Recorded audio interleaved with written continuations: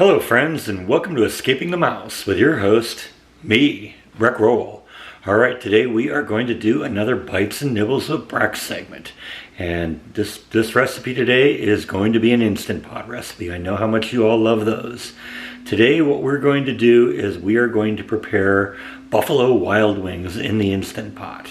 Now this is kind of a combination Instant Pot oven recipe because we're going to do the primary cooking in the Instant Pot, but then we're going to transfer it into the oven and broil it a little bit. So let's take a look at our recipe. Alright, so here's the ingredients for our Buffalo Wild Wings. First off, I'm cheating a little bit. I'm not going to use wings. I'm going to use drumsticks.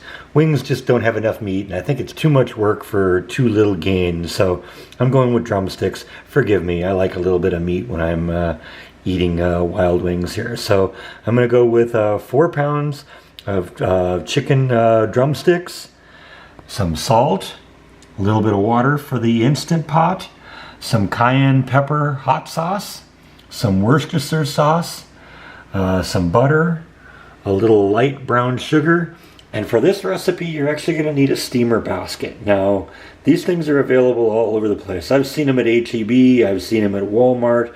I got this one on online at Amazon. I've even seen them at Kohl's. So you know, wherever you need to go to get one of these things, you'll need this for the chicken. So let's get going with our recipe. Now since there's a little bit more meat and a little bit more surface area on drumsticks than there are on wings, I'm going to actually half again the recipe for the sauce that goes on this, just so that I make sure I have enough. When I post the recipe below, what I'll do is I'll put the normal recipe as it is in the book, but like I said, I'm going to half again this just so I make sure I have enough sauce to cover all of the meat. Alright, so there's our hot wing sauce all mixed up. And I just kind of used a little whisk just to kind of get it all mixed together, kind of break up the brown sugar a little bit. I've given it a little bit of a taste test. It tastes like it should be pretty good. Now hopefully it'll thicken up a little bit when we put it on the meat. But let's move on to the next part. Now I've mentioned this a little bit before, but I'll mention it again. The secret to the Instant Pot is the pressure, and the pressure comes from boiling water. So what I'm going to do is I'm going to put 1.5 cups of water in there, and that's going to become the steam that will ultimately create the pressure and the heat which will cook the food. And I've taken all my drumsticks and I've actually made the decision to skin them. That's just a personal choice. It's a little healthier, I think, and but that's one of those things that you can do it if you want or not if you don't. I've skinned them all and put them into my little basket here, and I am going to set the basket inside the Instant Pot, and we're going to put the lid on.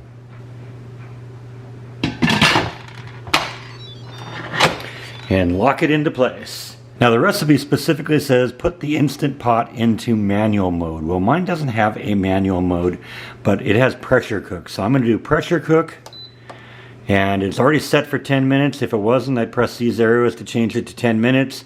We're going to do it high pressure, and we're going to turn off the keep warm button. But like I said, if I wanted to change the time, you know, I could use the little arrow, the plus or minus key, to change the time. And if I need to change the pressure level, I can change the pressure level button to low or high. But we want to cook it for 10 minutes at high pressure. And while we're waiting for our chicken to cook, it's been a couple weeks since we've taken a look at this, but these are my little seedlings here.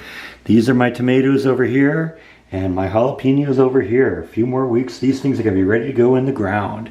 Looking good, aren't they? Nice, big, healthy plants here, aren't they? Check out that one. That one's going to be a nice one. That's going to be a nice one.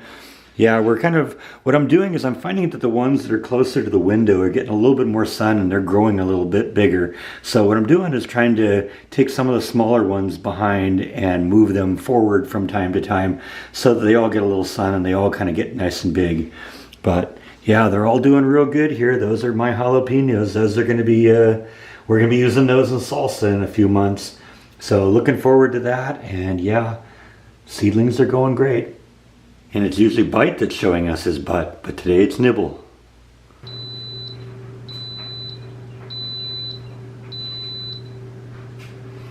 Alright, 10 minutes are up, and we are going to do a quick release. Now, as I've mentioned before, a quick release, there's two types of release on this, pressure release. Is the quick release and the natural release. The natural release is you just kind of leave it alone, and over the next 10 or 15 minutes the pressure will naturally vent. But this is a quick release, and so I'm going to press this button here and release the pressure.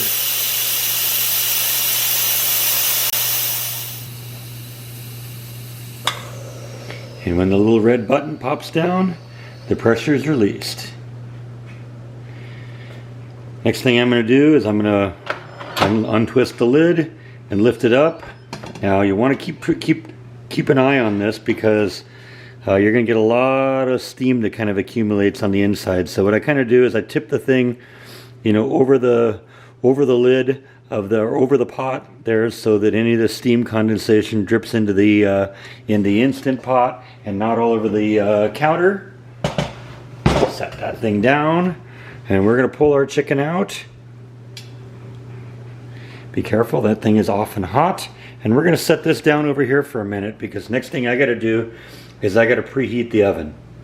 Now in this case we're going to broil the chicken for about 5 minutes on a side. So I'm just going to press the broil button, and that's going to set the timer, and we're going to start preheating that.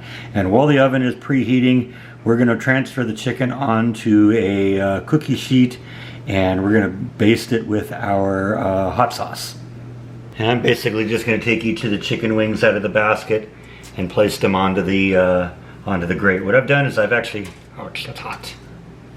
What I've actually done is take a cookie sheet, put a little bit of aluminum foil on it, and then I have a metal grate.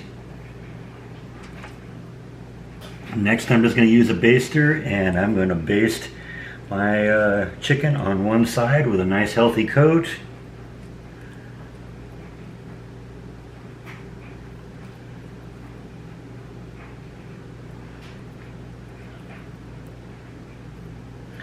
And actually I got actual baster that I think I'm going to pull out, and we're going to make sure we get a little bit more on there, because I like my chicken to be nice and spicy.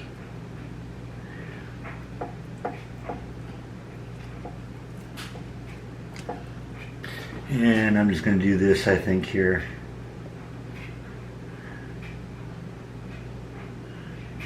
I think that'll work a little bit better. It's okay if we end up with a little bit of the sauce on the pan. That's why you put the foil on there.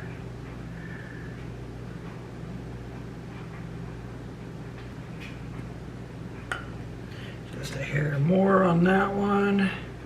Maybe a little bit more there. And we're just going to let that sit for a few minutes, because we're still waiting for the oven to preheat a little bit. Catch up with you in a minute. Alright, we've hit our desired temperature, so let's put the meat in here. Just stay back, because 550 degrees is really hot. And we're going to do 4 or 5 minutes on a side. So timer, start with 4 minutes. See you in 4 minutes. Alright, first side is done. Let's pull this thing out and baste the other side and put it in for another 5 minutes. Alright, we're going to do the same thing. I'm just going to use a little baster here. I've already flipped the meat over. Just going to kind of coat everything really good here. Give it a nice healthy dosage here. I'm just going to use all of the rest of the basting of the hot sauce here, because at this point I can't use it any other way anyway, so I might as well just pour it all onto the chicken here.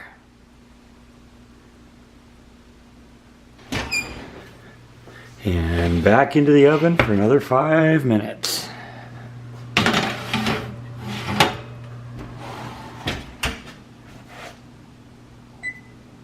We're actually going to do it 5 minutes this time, just to make sure we have it nice and cooked, nice and thick and nice and ready. Alright, so we finished cooking on the other side, and we pulled it out of the oven, and we're done now. So let's take a taste test on this and see what we think. Now, just initial instincts, I found that the sauce was maybe a little thin and kind of rolled off of the meat a little bit, and so most of it ended up underneath the chicken rather than on the chicken. But let's see what the flavor's like, because that's really the ultimate test of buffalo wings. All right, now like I said, I was a little concerned that the buffalo wing sauce didn't really cling as well, and I think it might have been because I chose a hot sauce that was more liquid than more, more viscous, more thick. Like this hot sauce kind of had basically the liquid consistency of like Tabasco sauce, and so I think a lot of it ran off. So I'm actually preparing for the fact that maybe it might need a little help, but we're going to try it first just to see how it turned out.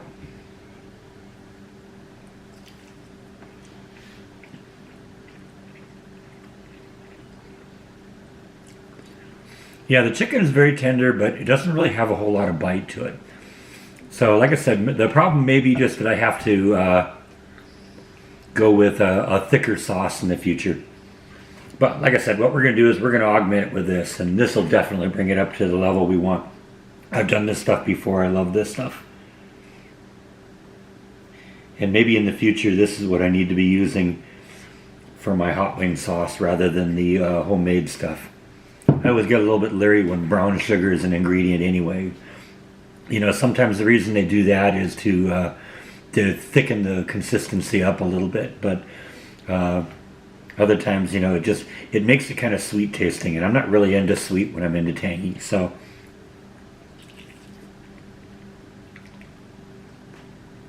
see, that's what I'm expecting. And I think in the future, I'd probably, prepare it the same way, but use this instead of the cayenne pepper sauce and Worcestershire sauce and all that stuff. But like I said, it's a good recipe for cooking chicken. I just don't think that the hot sauce is there yet.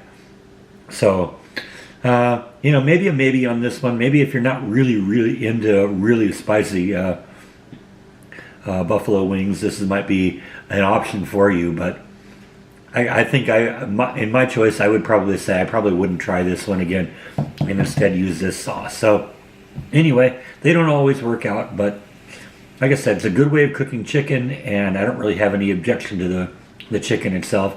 I just want a little bit more bite in my sauce. So I hope you found that interesting. Thank you as always for watching, and I'll see you next time on Escaping the Mouse. Bon appetit.